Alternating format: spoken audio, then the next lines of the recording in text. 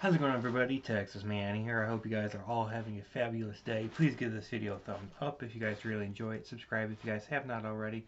Also, do me the biggest favor of all, hit the bell notification button so you guys don't miss out on future videos or streams here on my channel.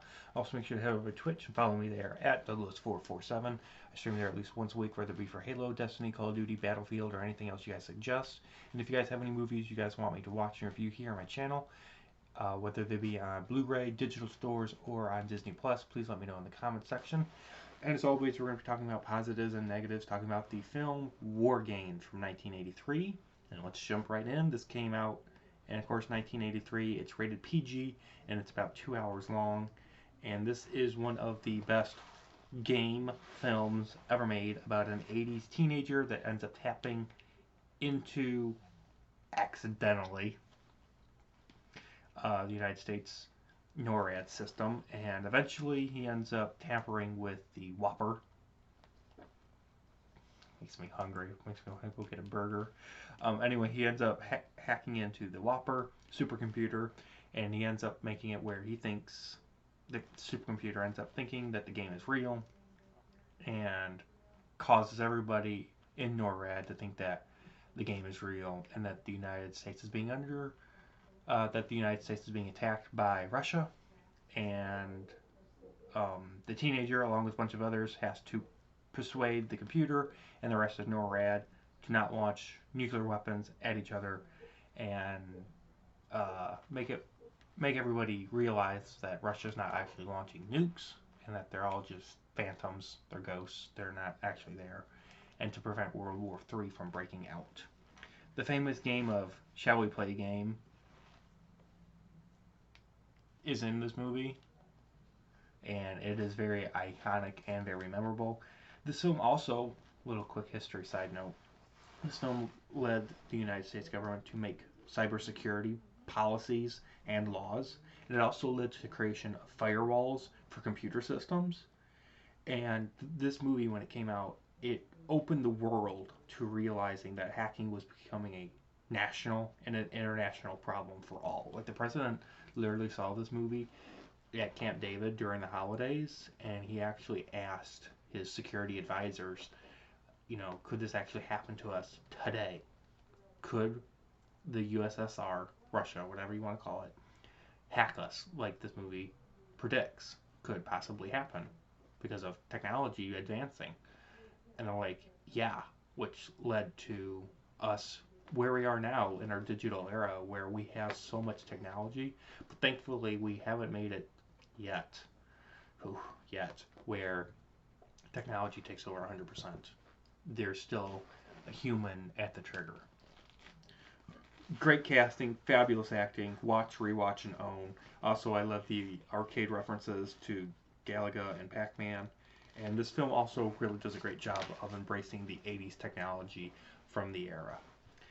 Negative wise, it's very unclear as to what happens to the two main characters at the film's start. Are they given orders to launch the nukes, yet one of them hesitates? Like, what happens to those two people is really unclear.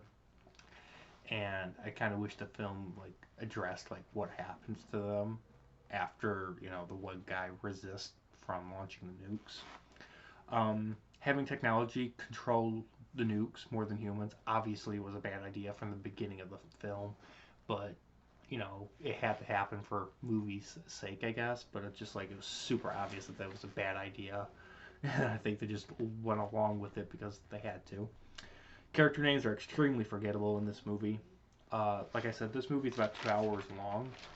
It takes about 30 minutes before the main plot actually um, starts. So it takes forever for this movie's plot to begin. It's a very long setup. The pacing in this movie is also whack. There are character moments that just lead to dull investigations, that lead to military talk, that lead to a library visit, and it's just everyone's like, War Games is amazing, and I'm like, if you watch the movie, the pacing is just all over the place. Like, you don't know and you don't care what's going on except for the beginning and the end. Everything in the middle of the movie is really boring 80s stuff. Also, I thought it was really weird and odd that the teenagers in this movie were excited to nuke American cities. Well, playing a game. Also, visitors being in NORAD was super unrealistic. Using evolution and the Big Bang Theory to justify nuclear war makes no sense and completely illogical, and I'm happy that eventually they stopped trying to justify it in the movie, and they're just like, you know what, let's just get back to the nukes. And then lastly, there is a very long, unnecessary chopper chase scene that ends with absolutely nothing. It's like, well, like chopper chasing in this movie at the very end is really pointless. Like, we need to have a little chase scene in the movie because we haven't had enough of those. Overall, guys, War Games is a good movie from the 80s, but I think people overrate this movie just because of like the iconic lines and what happens at the beginning and at the end. But if you actually rewatch the movie, it is a very dragging film. It can be boring and very dull and hard to keep you awake. There's nothing in this movie that's like exciting. Uh, yeah, I had a really hard time actually watching this movie from start to finish without pausing it because I'm just like, I'm about to fall asleep. This movie is boring. Like, it doesn't know what it wanted to be, honestly. I'm like, I get it was like, oh, look, we're living in the 80s and technology is able to be hacked. And I'm like, I think this movie should have been half an hour shorter and it would have had a better story, in my opinion. It would have been a more cohesive experience to watch and enjoy. So with that, guys, I'm going to give War Games a 7 out of 10. Look forward to more videos and streams coming out very soon. You guys have a good one. Bye, guys.